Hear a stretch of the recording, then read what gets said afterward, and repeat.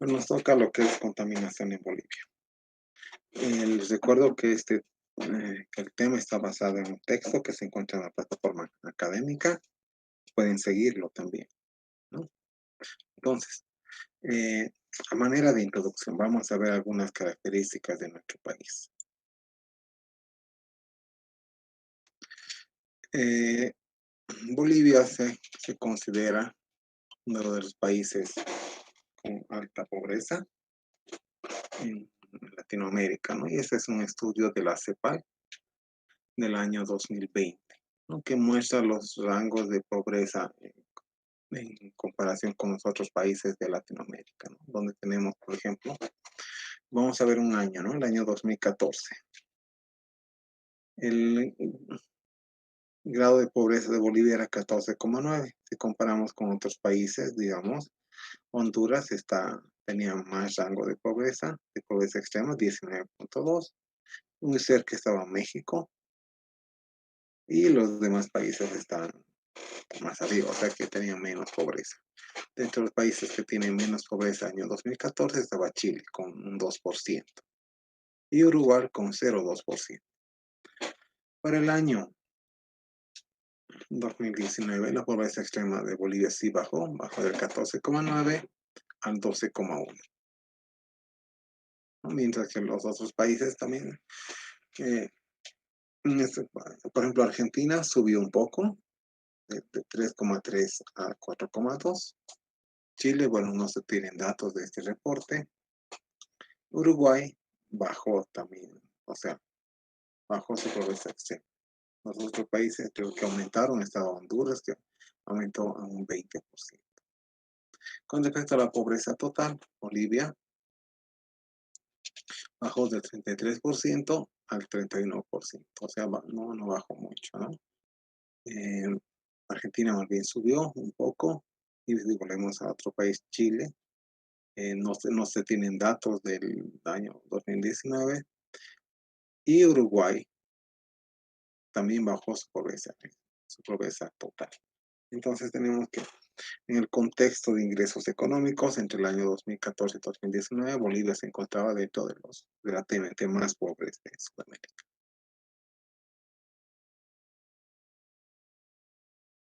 Ahora, con respecto a biodiversidad, ¿no? Biodiversidad tiene que ver con la cantidad y variedad de especies naturales que existen en el territorio, ¿no? Y especies se refiere a plantas y aves, ¿no? A plantas y animales, ¿no? A lo biótico más que todo. El año 2013, Bolivia se encontraba entre los 12 países más megadiversos del planeta, en función de plantas, animales y riqueza genética. O sea, de los 300 países que puede haber en el planeta, Bolivia se encontraba arriba. O sea, es un país con mucha biodiversidad. Entonces, algunos ejemplos de esta biodiversidad para nuestro país son, por ejemplo, que está entre los 10 países con mayor diversidad de invertebrados en aves y mamíferos, entre los 11 con mayor diversidad en peces de agua dulce, entre los 13 con mayor riqueza en anfibios y escarabajos. Y el año 2009 se encontraba entre los 11 países con mayor riqueza en especies de planta y ocupa el cuarto lugar entre los países con mayor riqueza de mariposas. Si bien viene de un reporte del año 2020, pero los datos son de años anteriores, ¿no? Podemos decir que a estas alturas la biodiversidad ha disminuido. Ahora, otras características.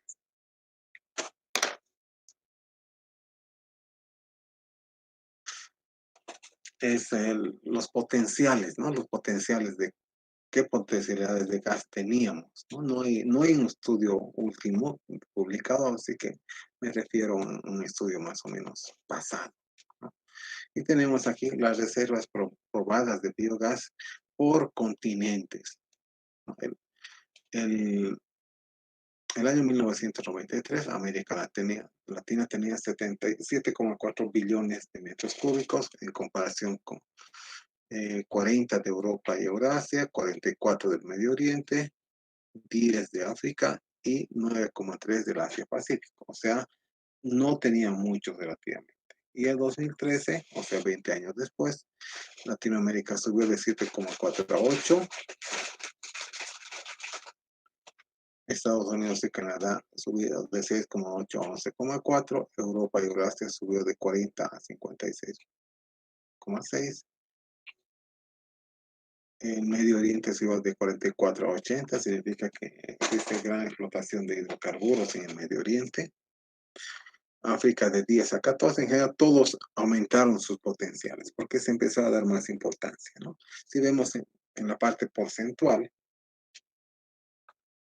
América Latina comprendía el 4,3% de las reservas de biogás, Medio Oriente el 43%, Estados Unidos y Canadá el 6,1% y Asia-Pacífico el 8,2%. Entonces, Latinoamérica nunca ha tenido mucho, digamos, ¿no?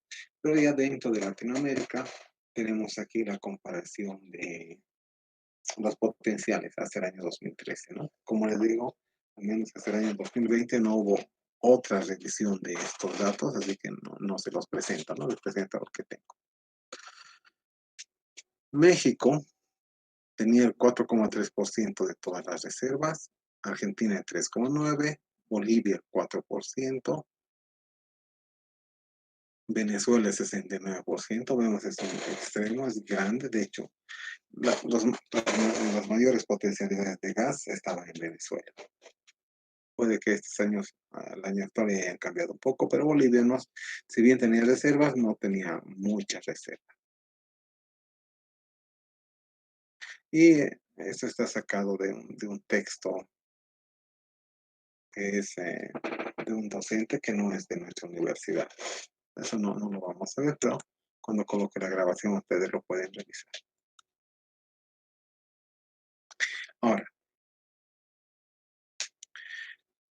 ¿cómo son estos recursos que tenemos? Hemos hablado de biodiversidad, hemos dado ejemplos de plantas, animales, y estos son recursos naturales, ¿no? Y esos recursos naturales que pueden generar riqueza, al mismo tiempo están afectados, están amenazados por procesos distintos, ¿no? Como la presión demográfica, la deforestación, la quema, la extracción selectiva de especies, la caza ilegal, las actividades productivas que generan o que se dan bajo contaminación y que dependen de los insumos que se utilizan, ¿no? Entonces podemos comentar que la presión demográfica afecta a los recursos naturales porque presión demográfica quiere decir el crecimiento de las poblaciones. Entonces, cuanto más crece una ciudad, obviamente tiene que tomar superficies o áreas que antes estaban ocupadas, ya sea por árboles o por algo de la naturaleza. Igualmente la deforestación. La deforestación es un peligro latente, ¿no? Porque muchas veces se deforesta ni siquiera para plantar algo, sino simplemente para aprovechar la madera. Pero al deforestar también dañamos al medio ambiente. De igual manera, la quema, los incendios que se dan ahora más seguido que antes. Justamente ahora hay un incendio aquí en el Parque Tunari. También otra cosa que afecta a esos recursos es la extracción selectiva de especies. ¿Y qué es la extracción selectiva de especies? Es que se, se explota o se extrae del medio natural especies selectas de aves, especies selectas de animales, especies selectas también de plantas, ¿no? Quiere decir que se sacan o se quieren ver algún tipo de mamíferos, algún tipo de aves como loros, pero solamente estas especies, y estas especies afectan, o sea, tienen su rol en la naturaleza y al desaparecer también hace que haya un desequilibrio en el medio donde viven. De igual manera, la caza ilegal. La caza ilegal es la caza de organismos, plantas, organismos, animales que tienen un cierto peligro al ser exterminados. Eso también afecta a los recursos naturales. Y también la naturaleza se encuentra amenazada por procesos industriales que generan contaminación. Por eso dice actividades productivas. Generan contaminación y eso depende de qué insumos utilizan. Es decir, los insumos utilizados en la producción de algún bien muchas veces son tóxicos. Y esos tóxicos afectan a la naturaleza porque se liberan luego de que se ha producido el producto, ¿no? Y otro. Ahora, si bien tenemos esas amenazas, también tenemos unos números sobre más o menos la composición de las exportaciones en distintos años, ¿no? Y aquí tenemos entre 1970 y el 2014. ¿Por qué es importante esto? Porque se quiere mostrar que muchos de los componentes que hacen a la riqueza del país de exportación vienen de la naturaleza. Por ejemplo, entre 1970 y 1985, las exportaciones de gas eran el 19%, pero entre el 2000 y el 2014 subieron al 42%. O sea, bastante. Por otro lado, minerales en general, entre 1970 y 1985 componían el 52% de las exportaciones. Entre 2000 y 2014 componen el 30%. ¿Por qué? Básicamente debido a la baja de precios de los minerales. Hay otro tipo de exportaciones no tradicionales,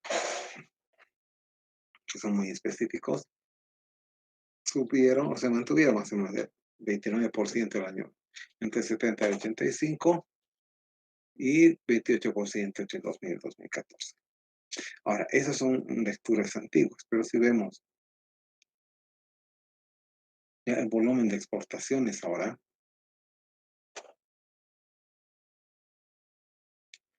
¿qué nos dice acá?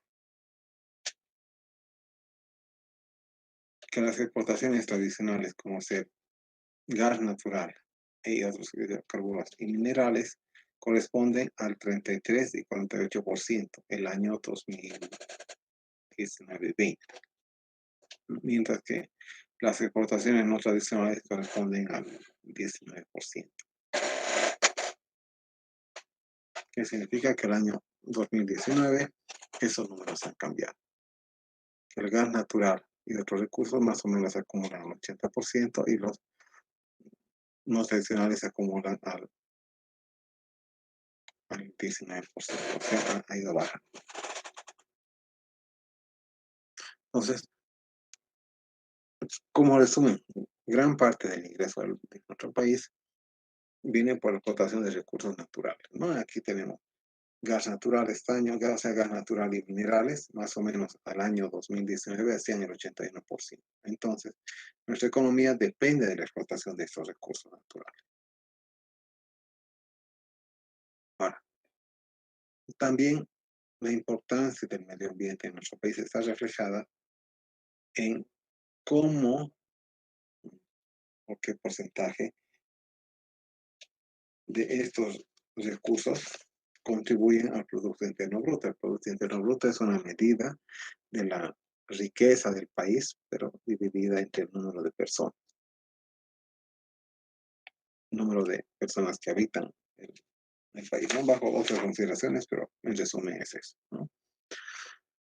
Entonces tenemos que entre el año 1991 y 2001, la agricultura, silvicultura, caza y pesca era el 15,8% de todas el Producto Interno Bruto.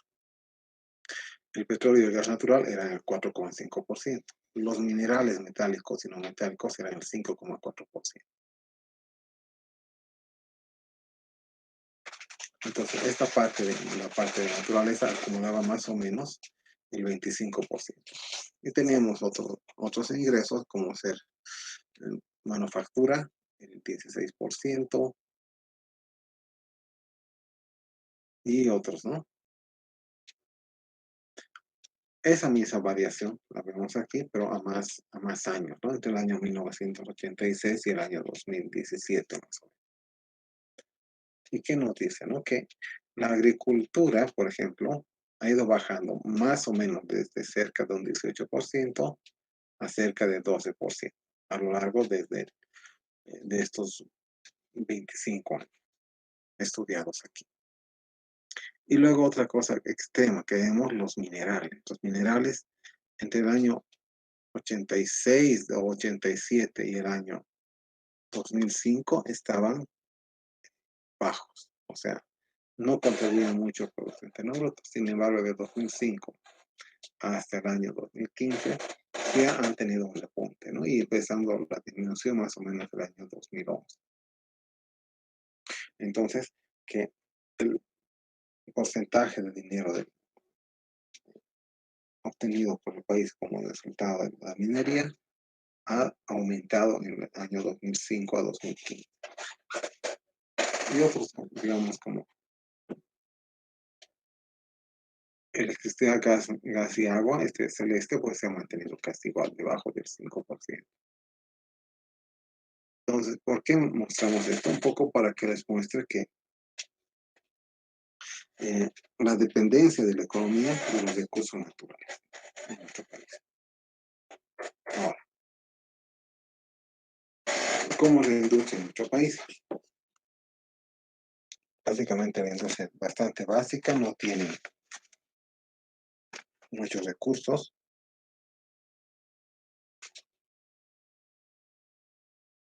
y tampoco tiene muchos recursos técnicos, ¿no? Entonces la industria es conocida como una parte importante de nuestro país, pero no se puede comparar con países limítrofes que tienen una mayor escala industrial, ¿no? Entonces aquí tenemos un poco el porcentaje de la industria, o sea, cuáles son los rangos más grandes que tenemos de industria, ¿no? Tenemos, por ejemplo, la industria manufacturera corresponde al 11%.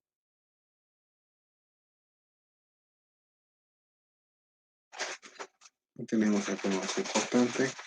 Agricultura y pesca es el 1%. La dotación de agua es de 0%. O sea, no es cero, sino las empresas dedicadas a hacer. Pero gran parte de las empresas en nuestro país se dedican a la venta, ¿no? Venta por mayor y menor, en este caso de vehículos, autos eléctricos. Luego tenemos otra gran cantidad, un porcentaje grande dedicada a la construcción y otra parte de la industria manufacturera. La parte de autos más construcción hace más o menos el 50%, más la manufactura el 61%. Es decir, estas actividades más bien contaminantes, tal como hemos visto en el tema, son las que están relacionadas con mayor número de empresas. Ahora, también tenemos una escala, digamos, de una comparación de cuáles son los rubros más que todo, ¿no? Tenemos los rubros de la industria boliviana, el 19,39% es productos alimenticios,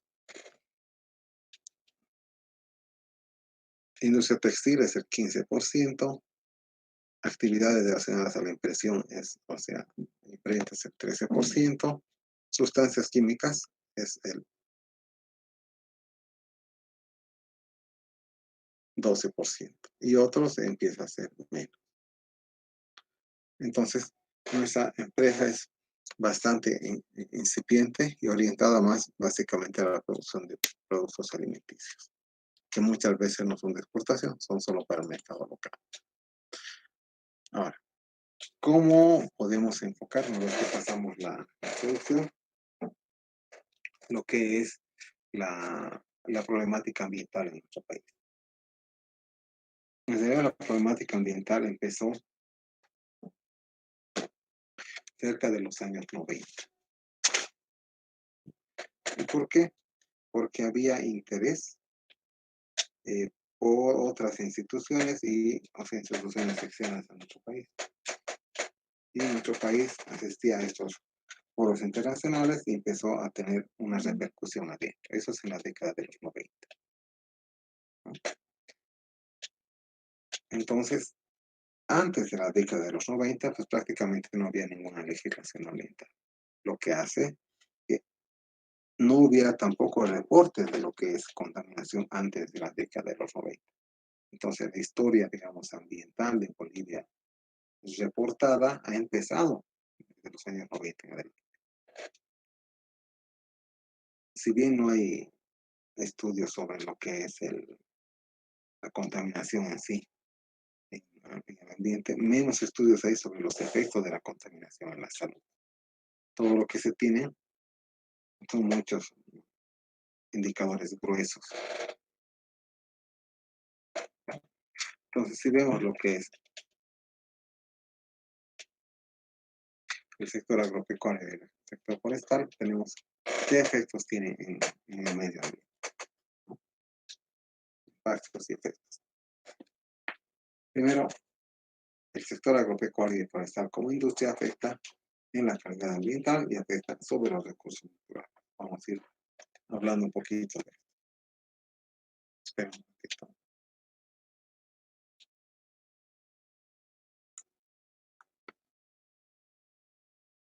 Vamos acá.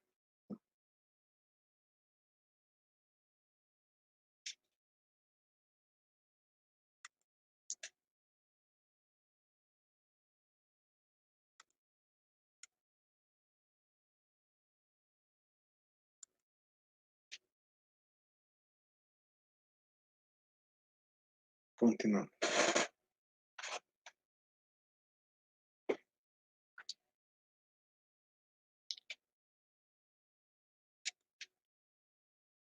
Efectos sobre la calidad ambiental se refieren a actividades que usan o generan contaminantes. Y efectos sobre los recursos naturales se refieren al uso de los recursos como agua y suelos que son afectados por el sector agropecuario y forestal. Entonces, vamos a ir un poco más en detalle, ¿no? Los efectos sobre la calidad ambiental tienen que ver con actividades agrícolas que usan o generan contaminantes. Actividades agrícolas que usan contaminantes pueden ser actividades que utilizan plaguicidas, o también pueden ser actividades que utilizan un tipo de compuestos orgánicos utilizados como fertilizantes o abonos. Entonces, esas son algunas que generan contaminantes. Ahora, con respecto a los pesticidas o llamados agentes químicos para producción, también afectan la salud. Ustedes saben que hay todo el tiempo hay noticias que a veces hay gente que eh, consume plaguicidas, muchas veces voluntariamente o involuntariamente. Involuntariamente cuando es una contaminación por mucho contacto con plaguicidas. Entonces, aquí nos referimos específicamente a compuestos sintéticos como los plaguicidas. Ahora, otro impacto sobre los recursos naturales de la sector agropecuario y forestal es el uso de recursos como el agua. Pero, ¿qué impacto tiene? En realidad es que se tiene que desviar cursos de agua para mantener con riego a las zonas agrícolas, o las nuevas zonas agrícolas. Entonces, eh, la parte ambiental es afectada por el sector agrícola desde el punto de vista que los, los cultivos necesitan agua, por ejemplo, o que el suelo que antes era natural se obliga a hacer campo de cultivo y quizás deja de cumplir las funciones que tenía.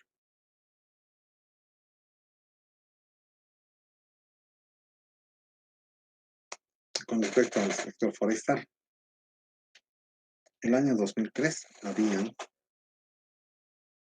52 millones de hectáreas y el año 2010 51 millones de hectáreas. Eso significa que ha habido una disminución del área forestal. Ahí vamos a ver aquí.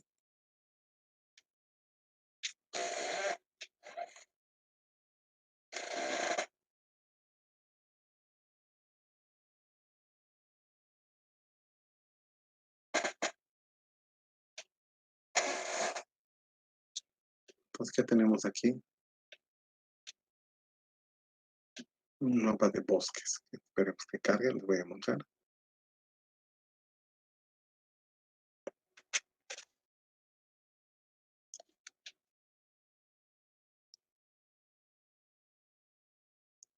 ¿Qué hizo el gobierno para ver dónde están ubicados los bosques principales? ¿No? También para hacer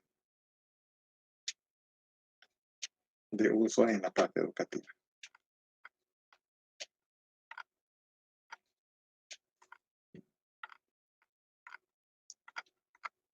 Tenemos bosques de distintos tipos, ¿no? Por ejemplo, tierra de producción forestal permanente, para saber ver.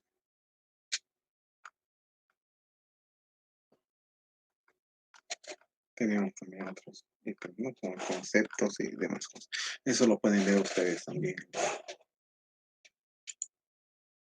para el examen, ¿no?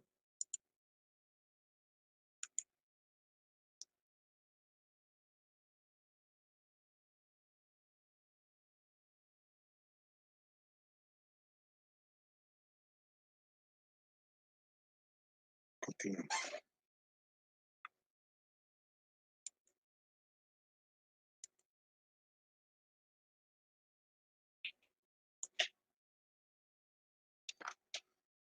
Estamos por acá.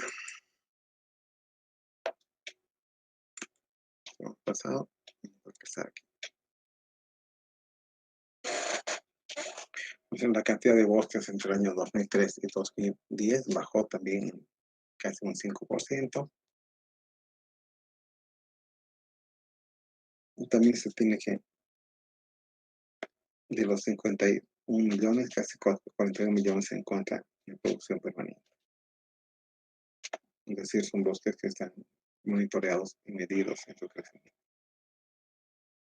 A partir de esto, de que tenemos gran cantidad de bosques en nuestro país, instancias a nivel de gobernación, de medio ambiente y de ministerios se han creado. Una de estas instancias es o herramientas del Plan de Zonificación Agroecológica, ¿no? Que se ha aplicado en Cochabamba. Junto con este vino la política y el Plan Estratégico de Desarrollo Forestal, que es una herramienta legal para monitorear el uso forestal. Y también junto con esto vino la Estrategia Nacional de Biodiversidad, que está muy vinculada a la pérdida de bosques.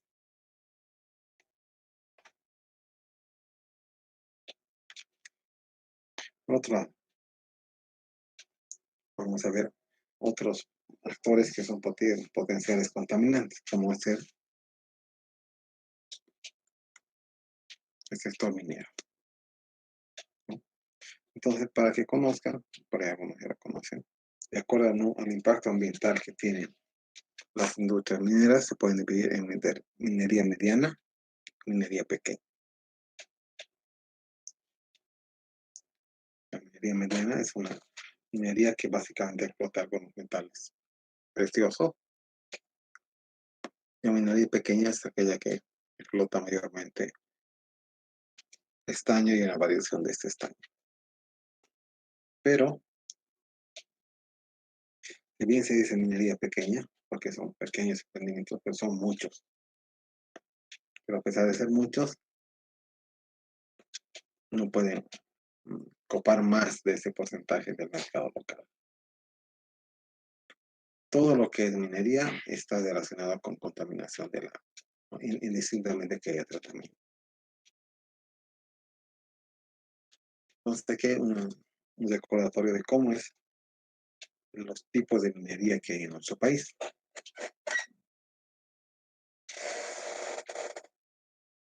Primero, la minería grande, que depende del Estado y se refiere a la Corporación Minera de Bolivia, que es una empresa estatal bastante grande.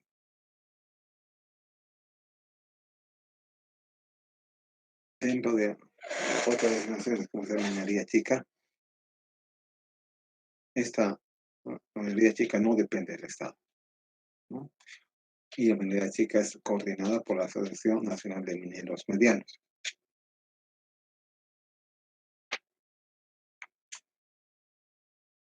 De igual manera, la minería chica es de propiedad privada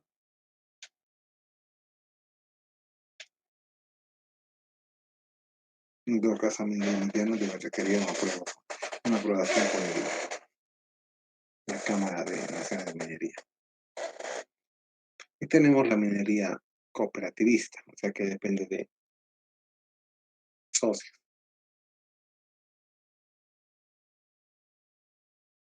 Que explota básicamente, explota oro y otros minerales.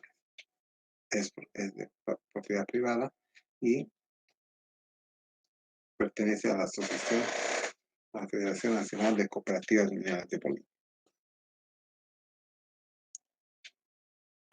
Ahora, lo que es la minería artesanal o informal, muchas veces propiedad de muchas personas, o sea, cada familia en las ciertas zonas tiene su máquina para procesar. Entonces, por eso es minería artesanal o informal o muy pequeña. Hablemos de la minería mediana.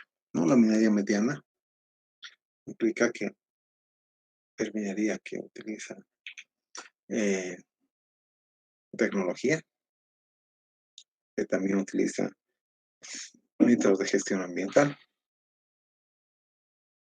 y al mantener esta parte del cumplimiento de la norma ambiental, también implica que la industria es relativamente grande, ¿no? Grande en el sentido que tiene ingresos que le permitan cubrir esto, ¿no? Ahora, ¿cuáles son los principales problemas de este tipo de minería? Uno es la generación de colas. Colas son los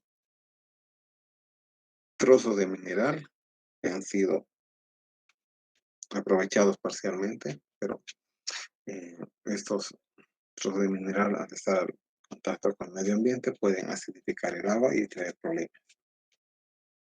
Entonces, la acumulación y dispersión de colas genera lo que es el drenaje ácido de mina. Entonces, por ejemplo, tenemos ejemplos de contaminación en varios lugares. Este es un ejemplo de un periódico donde nos dice: estudio identifica elementos químicos en el río Guanuni. El río Guanuni es un río que pasa por la población de Guanuni y también aparentemente recibe residuos industriales. También vamos a explicar un poquito qué es el drenaje ácido de roca o también conocido como drenaje ácido de mina. ¿Cómo funciona?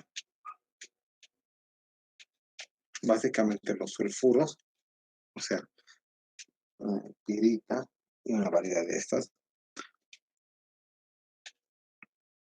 junto con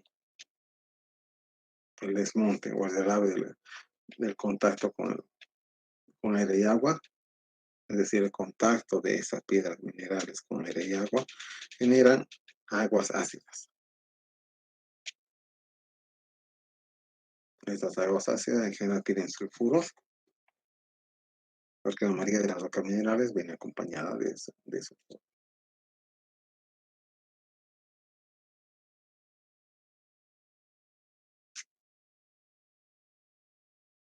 En otros ejemplos vemos algunos ingenios de otro país. El ingenio tiene que ver con industria o la soberanía de la industria que se encuentran en varios lugares, en este caso de Potosí, ¿no?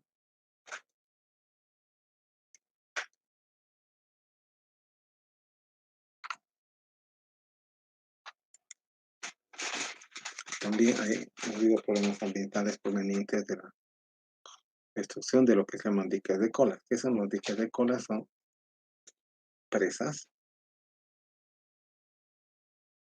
de piedra o de cemento que se utilizan para que el agua que sale de los ingenieros mineros sea parcialmente tratada. Parcialmente quiere decir que simplemente en los diques de colas o en estas represas se queda gran parte del agua un tiempo, pero lo que más se queda son los sedimentos. Y estos sedimentos se queda que tienen compuestos metálicos. Entonces hay varias notas en el reportaje sobre eso. Ahora, también para las minerías pequeñas tienen muchos problemas ambientales porque están asociados a factores varios, como ser procesos de cierre de minas, mantenimiento deficiente de los estanques y competencia con otros sectores por los recursos del agua. A ver, ¿qué es el proceso de cierre de minas? El proceso de cierre de minas es una serie de actividades hechas por la empresa minera destinadas a ayudar con el cierre de la mina de forma ambientalmente correcta.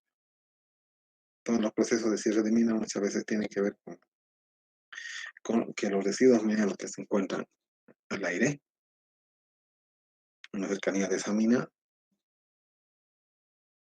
si no están bien cubiertos, pueden generar el drenaje ácido de mina y generar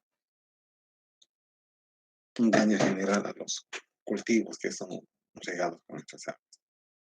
También existen problemas relacionados al mantenimiento de los estanques. Es decir, los diques de cola que hemos visto que son pequeñas represas donde el agua, o sea, la velocidad del agua hace que se sedimenten los sólidos. Muchas veces necesita mantenimiento, pero este mantenimiento no se da. El mantenimiento puede ser el desfogue, es decir, limpiar el fondo, porque si es que se quedan, si es que se utiliza como sedimentador, en general quedan partículas en la parte de abajo. Una de las formas de mantenimiento es limpiar el fondo o abrir la llave de fuga del fondo.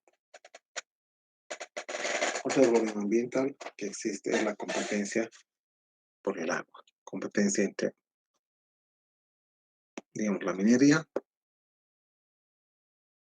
y la alcaldía. La alcaldía quiere agua para dar a la gente y la minería quiere para sus industrias. Entonces, esos son problemas que se dan recurrentemente.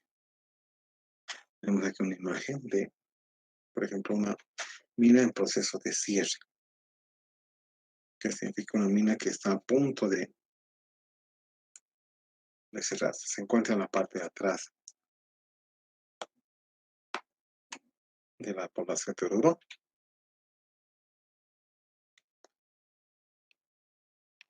Como ven aquí, tenemos pequeños cerros de restos de mina que están al ambiente. Y cuando llueve, se humedecen y ven ese color ligeramente amarillo, son sulfuros. Y estos sulfuros se proliferan, pueden convertirse con el aire del medio ambiente en ácido sulfúrico.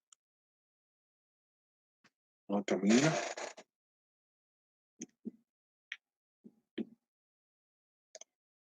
Mina en Tiraimi, cerca de Oruro, donde vemos que al menos en sus imágenes de hace unos 5 años había una figura de este tipo. Y estos son piscinas de evaporación de agua. ¿Para qué? Para sacar minerales preciosos luego que el agua se ha evaporado. Tenemos otras minas también pequeñas, como Baremsa y San José.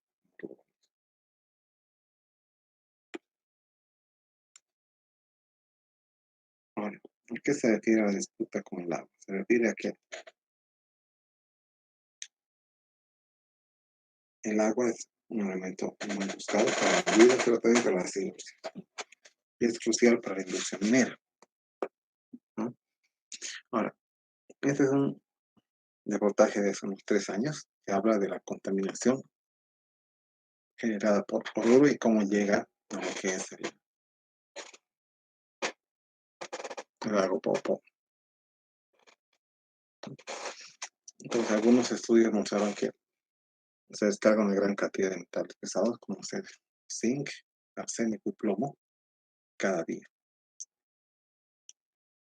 Y estos metales pesados en el agua hacen que el agua sea tóxica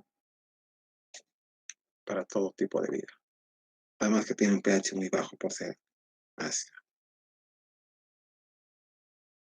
Ahora, ¿qué es la minería pequeña? La minería pequeña tiene que ver con asociaciones de personas que se juntan para explotar una mina. La minería pequeña se separa en minería tradicional y la minería aurífera. Minería aurífera se refiere a minería de explotación del oro.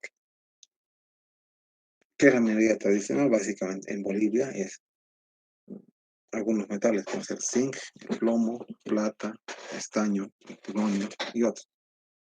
La minería aurífera básicamente es la extracción de oro. Un problema serio de la minería aurífera es el uso del mercurio para concentrar el oro, ¿no? Y esto se da más que todo en la zona norte de Bolivia, en la frontera con Brasil, donde hay varias cooperativas mineras.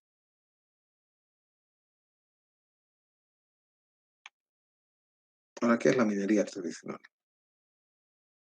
La minería tradicional tiene que ver con la minería que es aplicada por los mismos empleados. En algún momento, los empleados no tienen jefe ni una guía ambiental. Entonces, la minería tradicional básicamente tiende a contaminar. Por eso se le dice que es una minería no limpia, más bien social. Es muy poco viable económicamente porque los trabajadores de este tipo de minería en general ganan dinero para el día o ganan muy poco. Entonces apenas es viable económicamente, ¿no?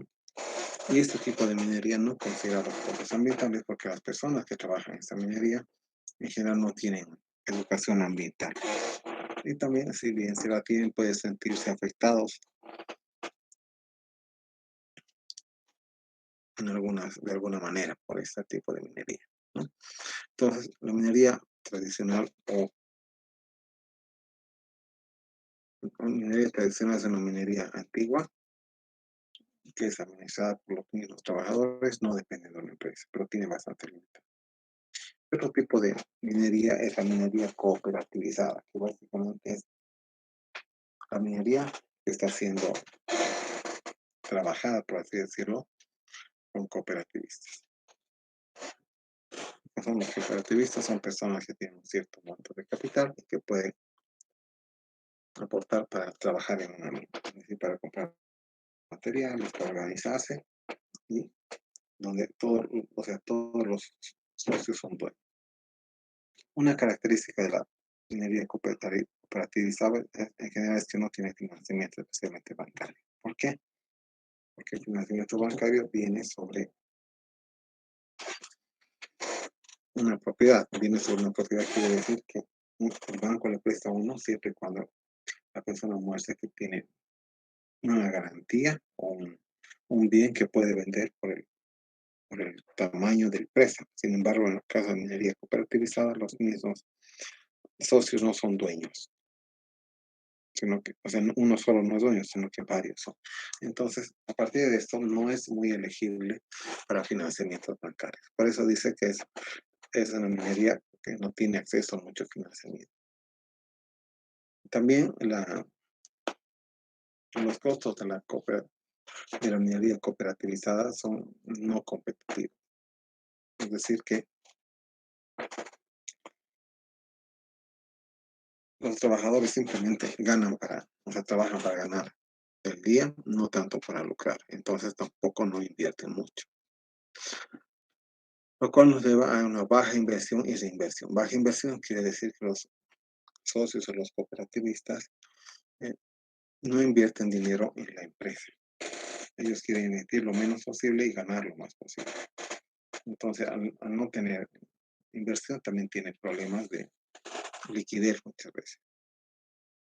Luego, la minería cooperativizada, ya que más que todo es manual, trabaja con tecnologías que son consideradas obsoletas en este tiempo. Es decir, tecnologías que ya no son utilizadas.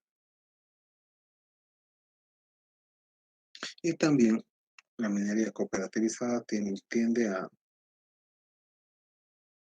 trabajar con sobras de otros emprendimientos mineros. Es decir, una vez que uno tiene una mina, empieza a producirla, saca mineral, procesa parte de ese mineral, pero lo que no ha sido procesado es abandonado cerca de la mina. Y es donde vienen las cooperativas mineras, que muchas trabajan sobre las obras de otras empresas más grandes y empiezan a sacar el poco metal que hay en esos trozos de piedra. ¿no? Entonces, estas consideraciones de la minería cooperativizada hacen que eh, este tipo de minería sea bastante agresiva con el medio ambiente. De hecho, contribuye al impacto ambiental. Entonces, la minería cooperativizada es la que más puede afectar al impacto al medio ambiente. Ahora, no solo es malo, digamos, no todo es malo de la minería cooperativizada.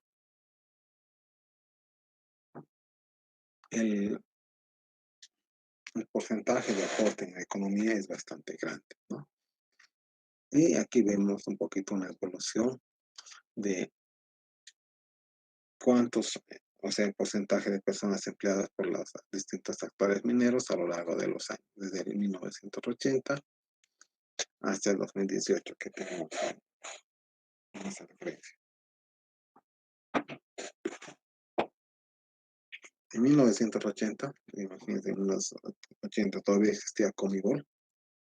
Dice que más o menos una tercera parte estaba compuesta por trabajadores mineros cooperativistas, otra tercera parte por minería estatal y más o menos un 20% por minería chica y otro pequeño porcentaje con la minería mediana.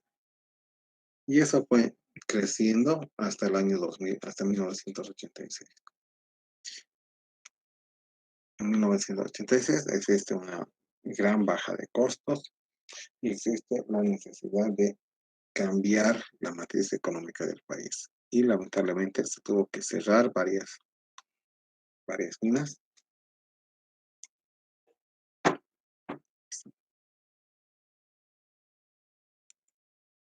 Se tuvieron que cerrar varias minas, especialmente las minas estatales, como ser la Comibol.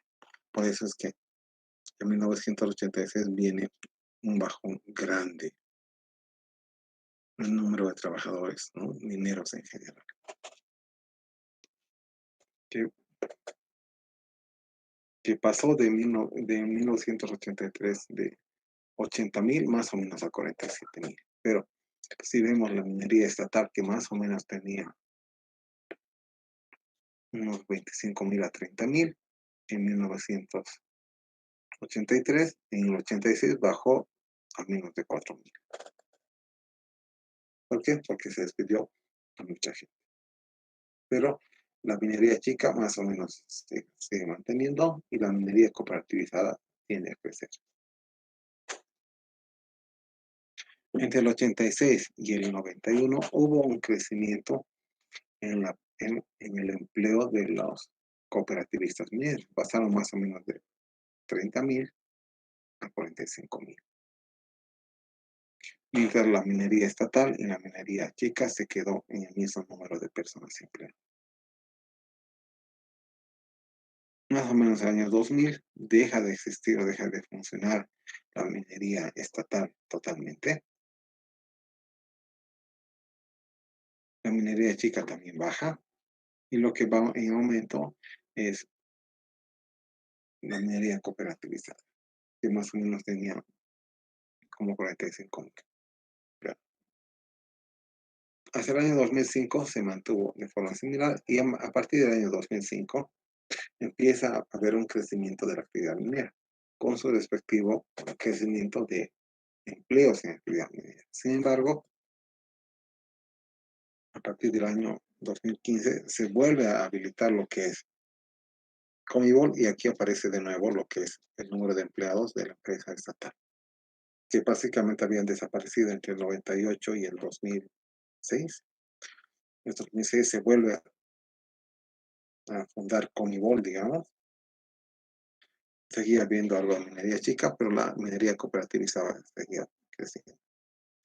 Hasta el año 2018, la minería estatal creció muy poco, la minería mediana muy poco, pero lo que sí creció es la minería cooperativizada, que más o menos en 2018 tenía cerca de 120.000 trabajadores, haciendo casi más del 90% del empleo de personas que trabajan. Entonces, ¿qué nos dice esto? Que si bien la minería chica produce un porcentaje relativamente pequeño de riqueza, pero emplea a gran cantidad de personas, lo que hace que los gremios sindicales de las cooperativas mineras tengan bastante poder porque prácticamente pueden decidir votaciones departamentales o nacionales. Por eso es que también se le da mucha importancia a la parte minera en este tiempo. Ahora, la minería cooperativizada también dice que trabaja en desmontes. ¿Qué significa trabajar en desmontes? Como había comentado, que desmontes son las obras de una empresa minera sobre como estas rocas. Lo que es la minería cooperativizada en algunos casos es seleccionar esas rocas manualmente y con martillo ir buscando el mineral que queda. Entonces es un trabajo bastante difícil, ¿no? Entonces tenemos aquí algunos datos, ¿no?, de producción del lado cooperativo. ¿Qué nos dice? Que hay mayor producción o menor inversión. Tenemos aquí algunos datos, ¿no?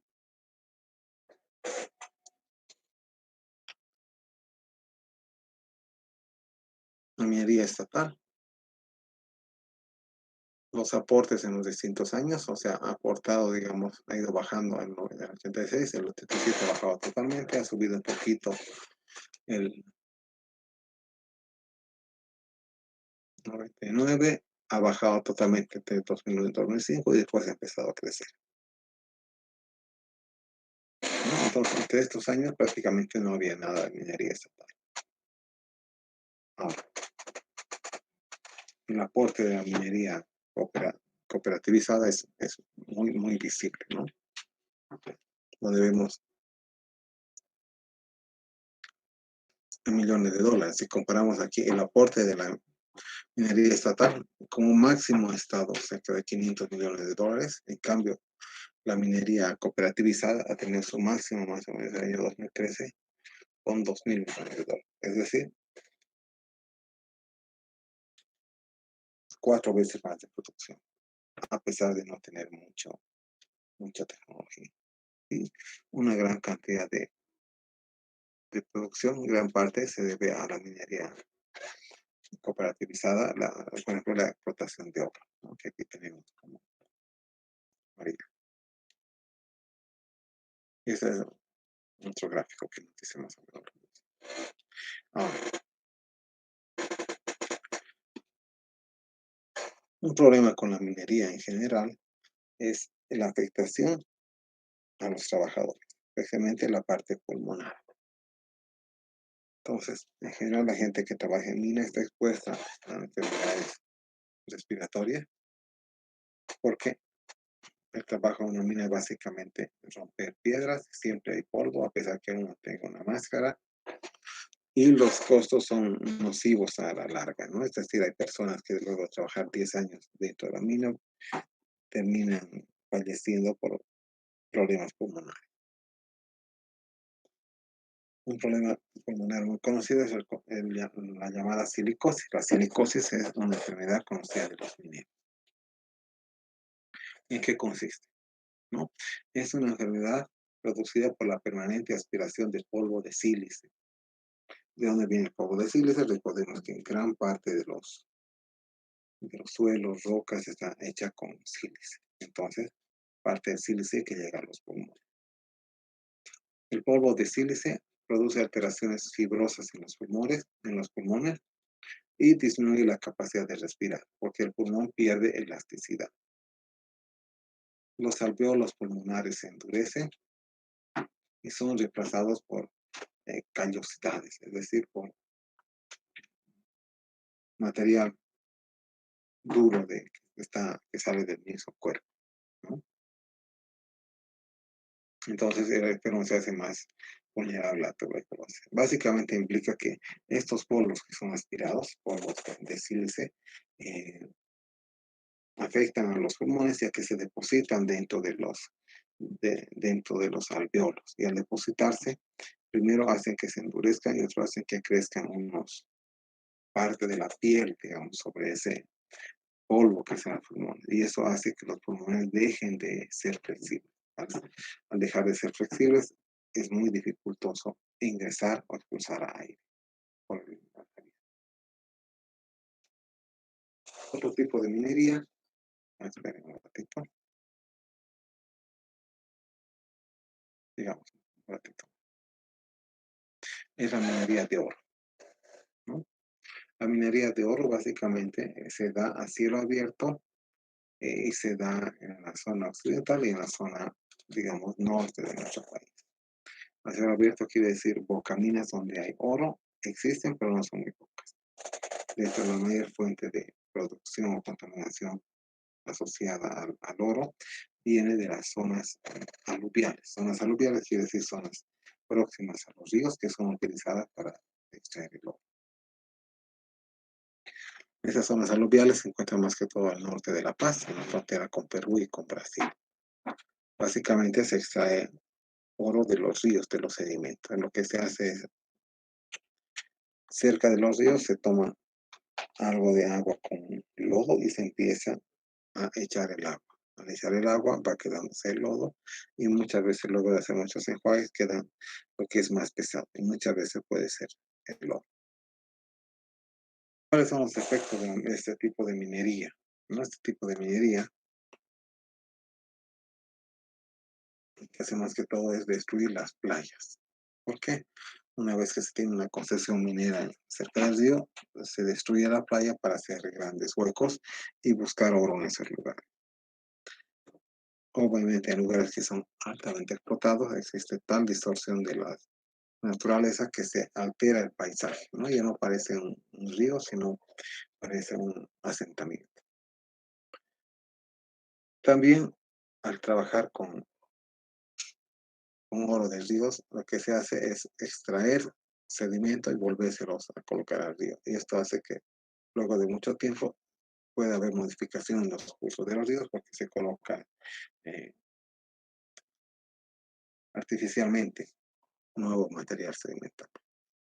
También al trabajar con oro se hace destrucción de la vegetación. Destrucción de la vegetación, ¿por qué?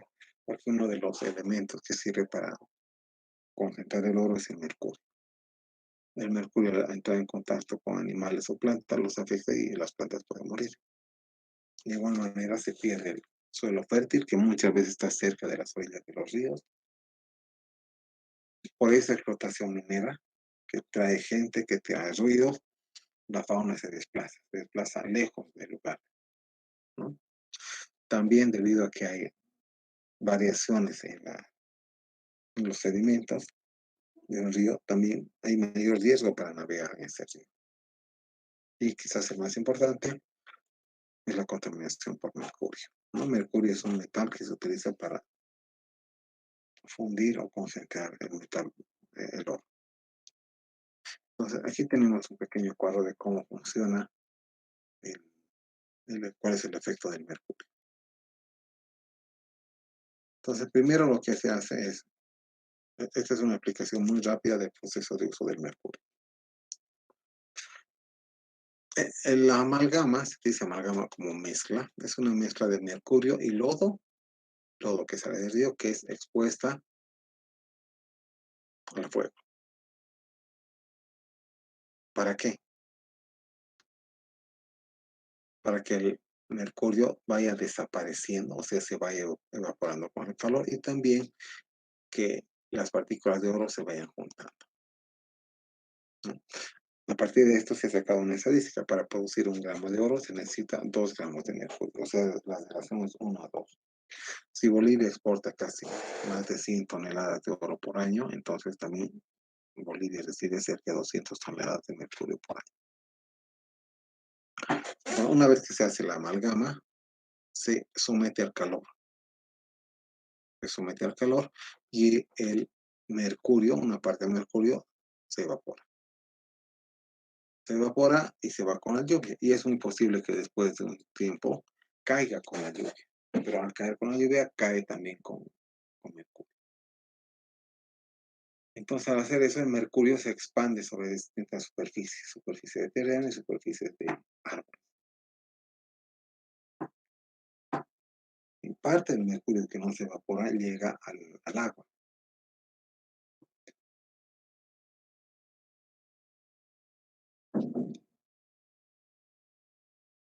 Ahora, el mercurio llega al fondo del mar, a los sedimentos, y existen peces que se alimentan de sedimentos, por tanto absorben estos sedimentos con mercurio. Y lo que pasa es, el mercurio pasa a metilmercurio dentro de la sangre, dentro del cuerpo humano. Una nueva variación de mercurio que sí es bastante tóxica.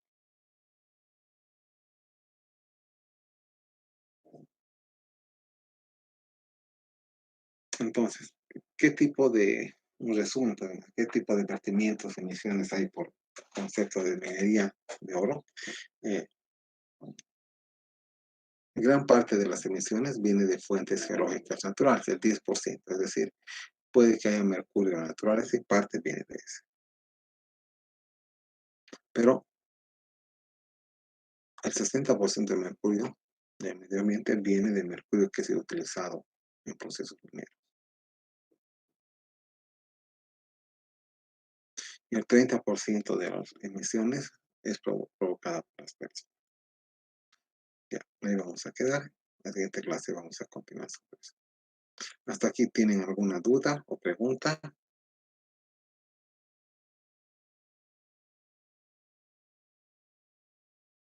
Nada sobre la materia. Voy a tener la grabación. Voy a dejar de presentar. Ahora, yo tengo preguntas para ustedes, ¿no? El trabajo lo entregamos el viernes. ¿Tienen alguna duda sobre el trabajo? ¿Están haciendo ya?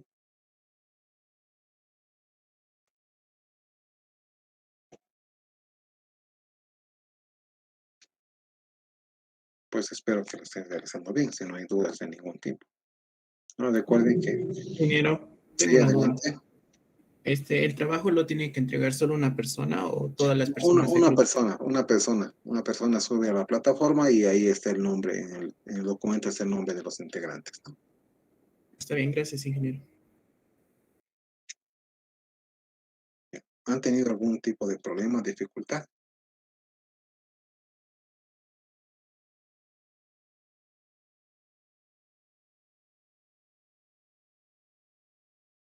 Parece que no. Entonces, si tienen alguna duda, me comentan ahora o si no, nos vemos mañana.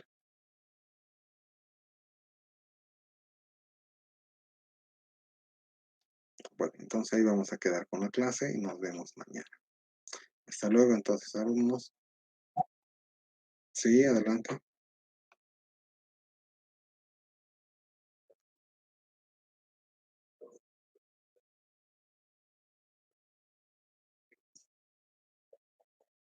Mm, no, al MISA puede enviar el vínculo, a la MISA, al mismo tiempo.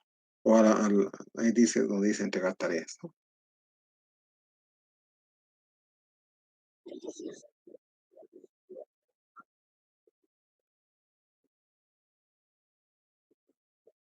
Sí, sí, sí, así es.